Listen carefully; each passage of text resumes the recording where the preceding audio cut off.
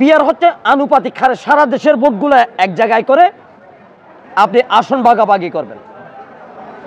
তাহলে আপনার এমপি কে হচ্ছে, আপনি কাকে ভোট দিলেন, আপনি কাকে মাননীয় সংসদ সদস্য বানালেন। বাংলাদেশ জাতীয়তাবাদী দলের, যেহেতু বাংলাদেশ জাতীয়তাবাদী দল সারা বাংলাদেশের মধ্যে সবচেয়ে জনপ্রিয় দল, ঠিক কিনা? এখন ফ্যাসিস্ট পালিয়ে যাওয়ার পর দেখতে পাচ্ছে বিএনপি নেতৃত্বে, জাতীয়তাবাদী দলের নেতৃত্বে দেশের ৬০টি রাজনৈতিক দল ১৫ বছর ধরে সংগ্রাম করেছে ভোট ডাকাতির বিরুদ্ধে, গণহত্যার বিরুদ্ধে, গুমের বিরুদ্ধে। সারা দেশের মানুষ জাতীয়তাবাদী দলের নেতৃত্ব ঐক্যবদ্ধ ছিল। যেহেতু ফ্যাসিস্ট আওয়ামী লীগ পালিয়ে গেছে, এই মুহূর্তে যদি জাতীয় সংসদ নির্বাচন তফসিল ঘোষণা হয়, দেখতে পাচ্ছে বাংলাদেশ জাতীয়তাবাদী দল 260টির বেশি আসন পেয়ে জাতীয় সংসদে যাবে। এটা হচ্ছে রিয়ালিটি, এটা চিত্র বাংলাদেশের। এখন যারা আমাদেরকে আপাতত আমাদের সমালোচনা করছেন পিয়ার পদ্ধতি নিয়ে, তো ওনাদের জন্য এটা কি শুভকর নয়।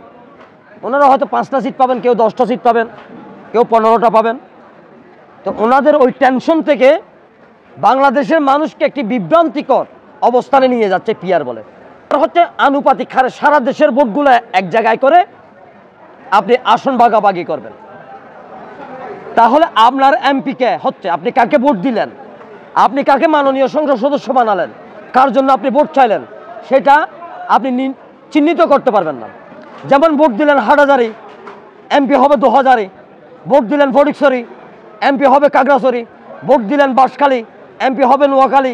ভোট দিলেন রংপুর, এমপি হবে দিনাজপুর। ভোট দিলেন বান্দরবন, এমপি পাবেন সুন্দরবন। ভোট দিলেন ফরিদপুর, এমপি হবে জামালপুর। ভোট দিলেন পাবনা, এমপি পাবেন খুলনা।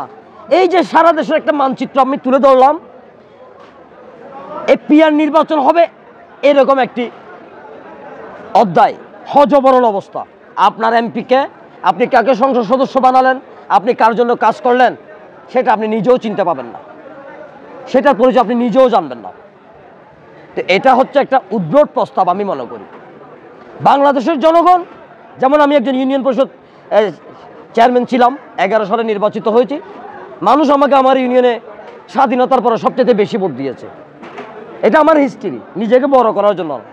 এখন আমি কার কাছে গেলাম, কে আমাকে ভোট দিল, তিনি জানতে পারলো আমাকে ভোট দিল, তিনি জানতে পারলো আপনাকে ভোট দিল।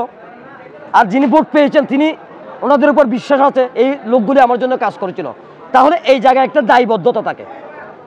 মানুষের জন্য ভোট চেয়েছি আমরা যাদের কাছে গিয়ে, তারা আমাদেরকে ভোট দিয়েছেন, তারা আমাদের জন্য কাজ করেছেন। জনগণের কাছে জনপ্রতিনিধির একটা দায়বদ্ধতা থাকে।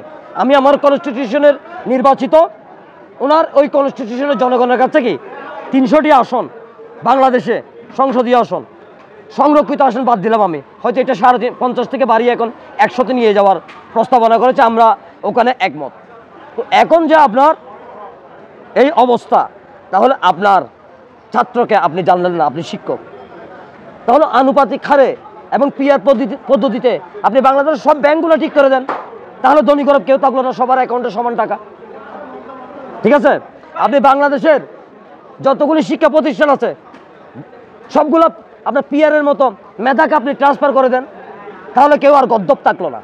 এখন যারা গদ্দপ থাকবে, নির্বাচনে জামানত বাজেয়াপ্ত হবে, তারাই গদ্দপের মতো কি এই পিয়ার পদ্ধতিটা চাচ্ছে। এটা হচ্ছে আমার মাঠকর্মী হিসেবে, একজন নির্বাচিত সাবেক জনপ্রতিনিধি হিসেবে আমার দলের পক্ষ থেকে এটা হচ্ছে আমার মন্তব্য।